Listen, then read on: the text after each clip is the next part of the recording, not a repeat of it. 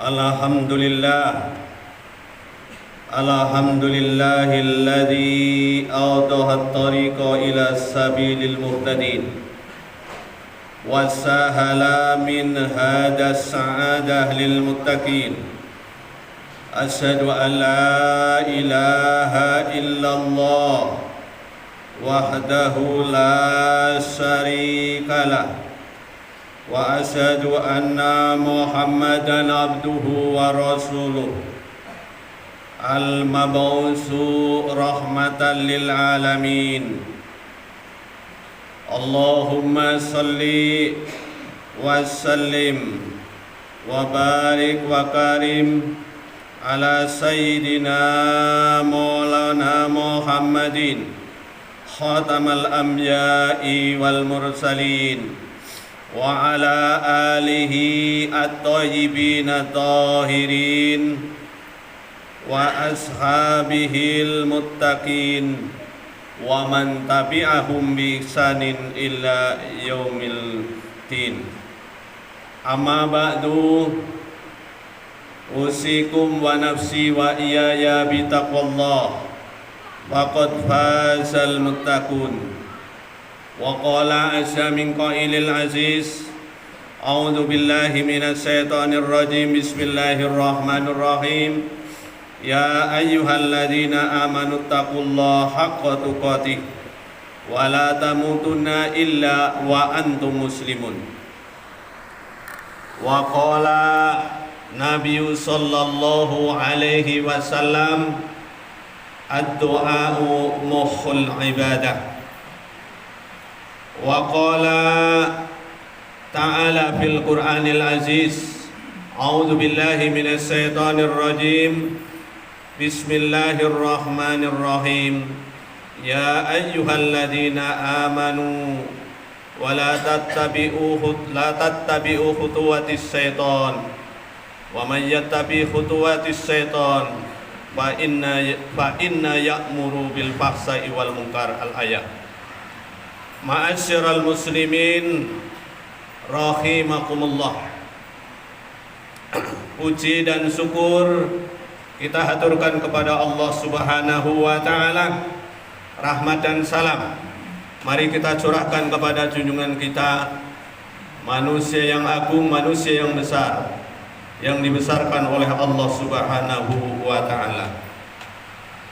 Ma'asyiral muslimin rahimakumullah. Pertama, marilah kita tingkatkan iman dan takwa kepada Allah Subhanahu wa taala. Takwa dalam arti marilah kita bersama-sama untuk senantiasa meninggalkan apa yang telah dilarang oleh Allah dan berusaha sekuat mungkin, sekeras mungkin dalam rangka untuk meninggalkan segala apa yang telah dilarang oleh Allah Subhanahu wa taala. Ma'asyiral muslimin rahimakumullah.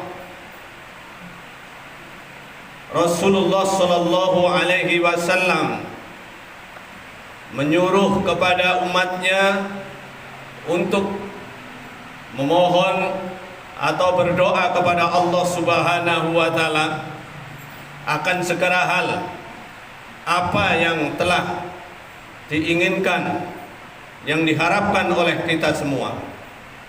Sebagaimana hadis Rasulullah sallallahu alaihi wasallam, ud'ullah, berdoalah.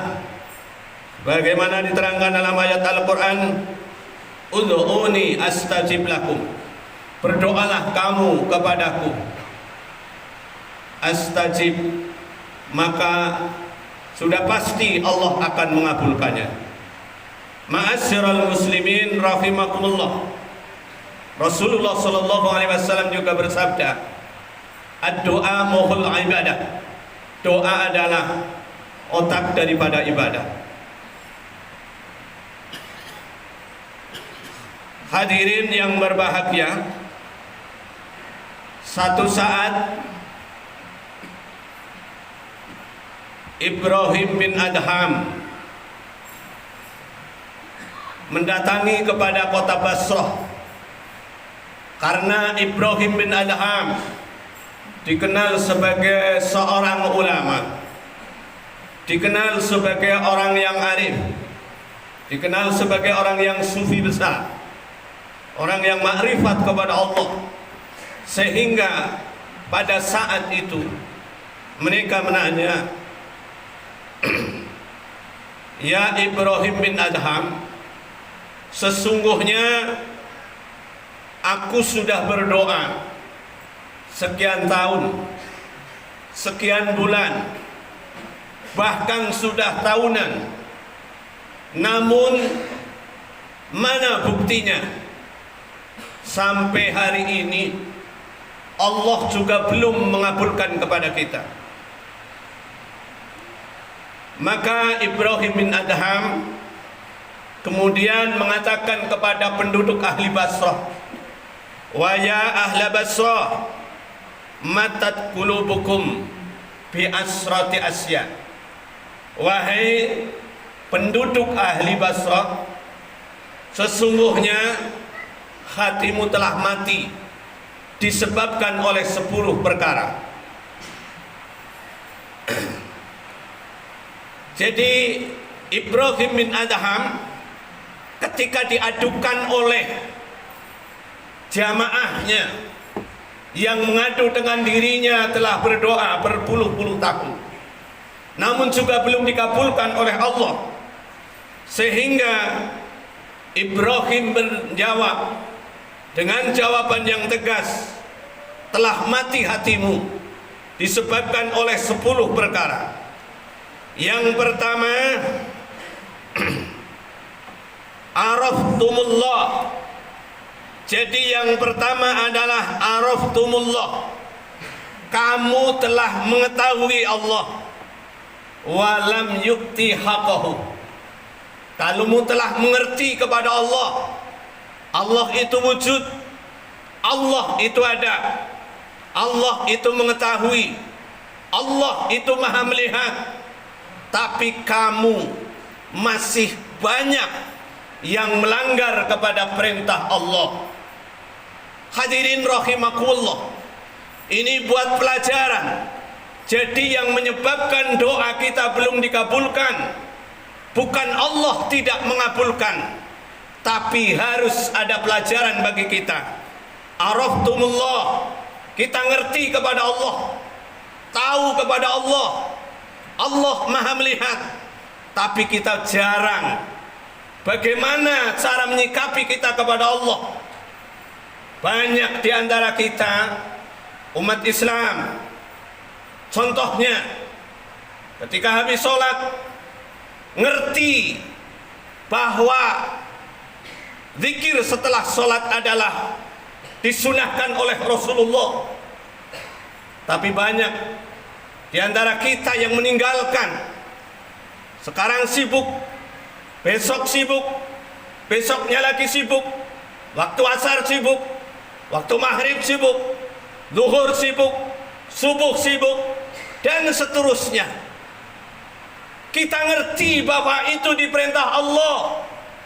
Ketika habis sholat kita disuruh berzikir, istighfar, membaca astaghfirullahaladzim. Makanya dituntun oleh seorang imam paling tidak 3 kali, astaghfirullahaladzim alladzi la ilaha illa huwal hayyul qayyum wa atubu ilaih. Itu kadang dibaca 3 kali. Kemudian dituntun oleh Allah, disuruh oleh Rasulullah, la ilaha illallah wahdahu la syarikalah, lahul mulku wa lahul hamdu yuhyi wa yumitu wa huwa ala kulli syai'in qadir. Itu juga disuruh oleh Rasulullah, disuruh oleh Allah. Tapi banyak yang meninggalkan itu.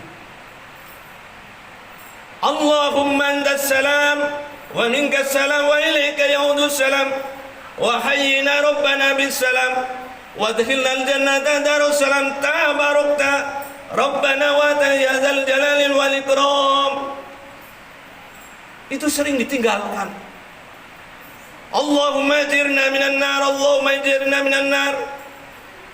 Terus tambah lagi ayat kursi wa ilahukum dan seterusnya.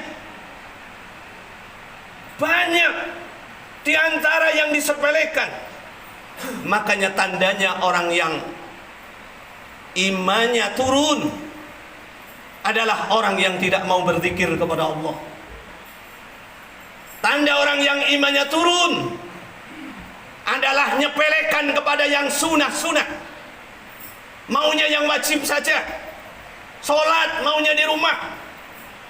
Itu umat Islam. Tapi giliran ditanya, mengapa doamu belum dikabulkan?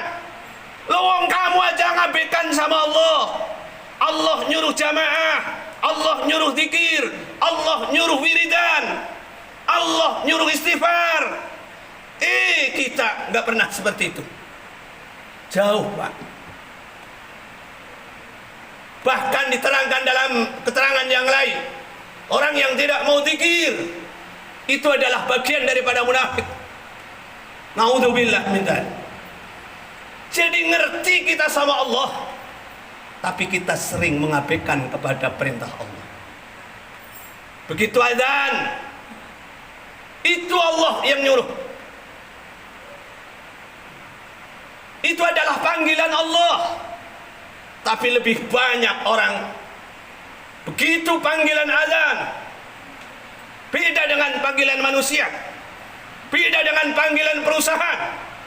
Begitu jam 8 masuk, mereka semua mengejar waktu. Sebelum jam 8 harus sudah sampai di kantor. Ini panggilan manusia, panggilan perusahaan, panggilan kantor. Kita lebih cenderung kepada itu. Mana buktinya panggilan Allah? Makanya langsung dijawab oleh Hasan Al-Basri, Ibrahim bin Adham, matat qulubuhum, mati hatimu. Makanya ketika orang ada panggilan azan tapi gak langsung datang ke masjid, matat qulub, mati hatinya. Orangnya sih hidup, tapi hatinya yang mati. Hatinya yang mati. Kalau orang yang hatinya mati, walaupun di dekat masjid disurati 5 kali, 10 kali, suruh datang ke masjid nggak mau. Maunya paling digotong itu. Kalau sudah mati baru digotong ke masjid. Ini hatinya yang mati. Kalau hatinya yang mati susah, Pak. Mau pakai speaker yang besar, mau pakai toa yang besar, nggak bakal datang karena hatinya yang mati. Makanya Rasulullah ini dikatakan matat qulubukum, mati hatimu. Loh, sama Allah aja mengabaikan, giliran kita doa maunya dikabulkan. Inilah maunya manusia. Makanya ini perhatikan, perbaiki ibadah kita. Habis sholat berzikir, sehabis zikir sholat sunnah qobliyah, sholat sunnah ba'diyah, sholat duha, sholat tahajud, sholat yang lain. Itu kalau perlu, supaya kita ketika memohon kepada Allah, Allah juga ngerti, Allah juga melihat. Oh iya, subuhnya rajin, sebelum subuh sudah datang. Asarnya rajin, sebelum asar sudah datang. Zuhurnya rajin, sebelum zuhur sudah datang. Seperti orang kerja di perusahaan, sebelum bel perusahaan dia sudah ada di kantor. Coba kita seperti itu. Kalah kepada undangan manusia. Lebih cenderung undangan manusia kita turuti, tapi undangan Allah, Allah yang memberi rezeki, Allah yang beri umur panjang. Apa perusahaan yang bikin umur? Kita butuh umur panjang, tapi sama Allah nyepelekan.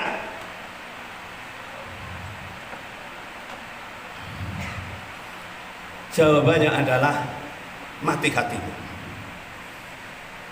Yang kedua, wasani da'aitum Nabi sallallahu alaihi wasallam,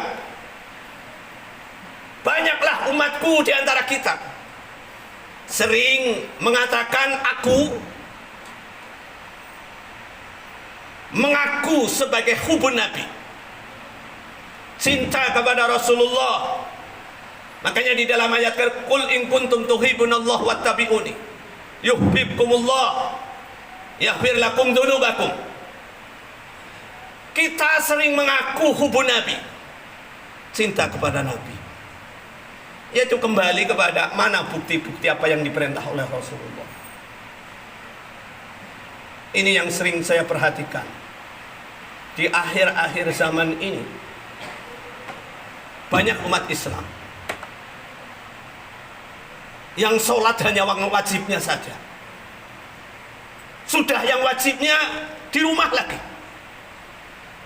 Kalau perempuan nggak apa-apa, memang perempuan harus di rumah, disuruh di rumah perempuan itu. Tapi yang laki itu disuruh, kalau perlu mengajak anaknya. Coba anaknya diajak. Mengapa ada sulit untuk melakukan ini? Itu karena sering di antara umat Islam juga nggak suka kepada tausiah, nggak suka kepada pengajian, nggak usah suka pada tabligh. Itu yang menyebabkan lemahnya iman. Bapak kalau melihat di YouTube, Pak, akhir-akhir ini semakin banyak sosmed, video-video yang ada di mana-mana. Orang Kristen banyak masuk Islam, Pak. Banyak mu'alaf, hampir setiap hari banyak mu'alaf. Dia menekuni belajar. Ketika melihat di masjid ada satu mahasiswa orang Bogor, orang Kristen, begitu melihat ke masjid, apa sih Tuhannya? Hijau apa kuning apa merah? Kok orang Islam sujud, orang Islam ruku, kok menghadap ke kiblat, menghadap ke barat? Mereka berpikir, Pak, kenapa orang Islam menghadap ke barat? Setelah berpikir nyari ilmu, dia ikut taklim, ikut belajar Islam, belum masuk Islam. Akhirnya apa? Dia mulai ngerti, akhirnya jadi mu'alaf. Dan sekarang banyak orang non muslim yang masuk Islam karena melihat kebenarannya. Mengapa dia masuk Islam? Karena dia belajar, mendengarkan tausiah. Sementara kadang-kadang kita susah, ya, yang umat Islam belajar nggak mau. Sekarang media sudah lebih mudah, melihat di mana-mana di internet ada, gampang, lebih gampang. Nah, inilah yang meningkatkan iman adalah karena ilmu. Ilmu yang menyebabkan gaya tarik. Kita harus istiqomah dalam memandang Allah Subhanahu wa ta'ala. Di antara bagian daripada hubun Nabi, mencintai kepada Nabi, berapa kali kita baca selawat kepada Rasul? Para ulama ketika ditanya berapa paling minimal orang baca selawat kepada Rasulullah, ada yang mengatakan 100 kali. Sallallahu ala Muhammad, sallallahu ala Muhammad, sallallahu ala Muhammad. Minimal 100 kali sehari. Ada yang mengatakan 300 kali. Bahkan ada sahabat Nabi, ada masa tabi'in, ulama soleh, yang mampu membaca selawat kepada Rasulullah itu sampai 25 kali. Ada yang 40 kali. Makanya orang-orang yang seperti itu adalah, ada orang yang mampu 40 kali sehari semalam. Maka ketika dia tidak mampu membaca itu, nangis. Ya Rasulullah, maafkan aku hari ini tidak mampu membaca selawat sampai segitu. Itu tobatnya orang yang ma'rifat. Bukan ngobatin karena wajib, itu bukan wajib, sunnah. Tapi dia tobat. Ketika ditanya, mengapa kamu membaca seperti itu? Apa yang kamu rasakan? Dia mengatakan begini, Pak. Yang sudah sampai mampu membaca 40 kali. 4.000, bukan 40. Saya tidak pernah melihat pandangan mataku dari mata Rasulullah. Mereka seolah-olah setiap saat dia memandang di hadapan Rasulullah. Kok bisa begitu? Bisa. Kiai Dimyati, Pak, jangankan Rasulullah. Kiai Dimyati, orang sini nih, Jawa Barat. Ketika ada santrinya, ini contoh ya, mahabbahnya kepada Kiai Dimyati. Ketika seorang murid melihat kepada Dimyati mengatakan, aku tidak memandang kecuali mandang Kiai Dimyati. Dia lagi ngajar di depan, seolah-olah di depan mukanya ada Dimyati, di depan mukanya ada Kiai Dimyati, di depan mukanya ada Kiai Dimyati. Ini setingkat orang Indonesia, orang Serang situ, Banten. Makanya orang yang sudah pengalaman membaca selawat kepada Rasulullah, dia mengatakan, aku tidak pernah memandang kecuali memandang Rasulullah. Bagaimana kalau sudah sampai tingkat seperti itu? Tidak memandang kecuali memandang Rasulullah dalam keadaan zahir, dalam keadaan terjaga. Ini orang-orang yang sudah mahabbah kepada Rasulullah SAW. Jadi semakin banyak semakin asik, Pak. Makanya kalau bacanya cuma 100 gak asik. Coba Bapak tahajud, baca 1000 kali, 2000 kali. Sallallahu ala Muhammad, sallallahu ala Muhammad, sallallahu ala Muhammad. Habis tahajud, Pak, sallallahu ala Muhammad, sallallahu ala Muhammad. Yang khusyuk tekun. Itu kadang-kadang ada getaran, Pak. Merinding hatinya. Ketika kita merinding, kata sebagian ulama sebagai tanda kita sudah diajak salaman oleh Rasulullah. Atau terkadang kita sampai meneteskan air mata ketika kita baca selawat kepada Rasulullah, maka itu bagian diajak salaman oleh Rasulullah. Maka usahakan seperti itu. Ini bagian daripada mahabbah Rasulullah SAW. Maka di antara nasihat Ibrahim bin Adham, memberikan nasihat kepada orang-orang yang merasa doanya belum dikabul. Yang pertama tadi adalah Arabtum, kamu ngerti kepada Allah, tapi kamu ngabaikan kepada Allah. Kamu ngerti kepada Rasulullah, tapi kamu juga masih mengabaikan kepada Rasulullah. Kalau sudah begitu, lalu bagaimana kita akan dikabul doanya oleh Allah Subhanahu wa ta'ala? Ma'asyiral muslimin rahimahullah. Barangkali ini mudah-mudahan hari ini kita bisa meningkatkan iman kita dan Islam kita dalam rangka untuk pendekatan diri kepada Allah. Perbaiki diri. Kita jangan merasa ketika dipanggil oleh manusia, panggil oleh perusahaan kita setia. Tapi ketika dipanggil oleh Allah, Sang Maha Pencipta, kita masih mengabaikan kepada panggilan Allah Subhanahu wa ta'ala. Itulah penyebabnya, diantaranya doa kita belum dikabulkan. Mudah-mudahan mulai kita perbaiki dalam ibadah kita kepada Allah Subhanahu wa ta'ala. A'udzubillahi minasyaitonirrajim. Bismillahirrahmanirrahim. Wal asri innal insana lafi khusrin illa illal ladzina amanu wa amilus solihati wa tabarakallahu li wa lakum bil Qur'anil azim wa nafa'ani wa iyyakum bima fihi minal ayati wa dzikril hakim wa taqabbala minni wa minkum innahu was-sami'ur rahim warhamhu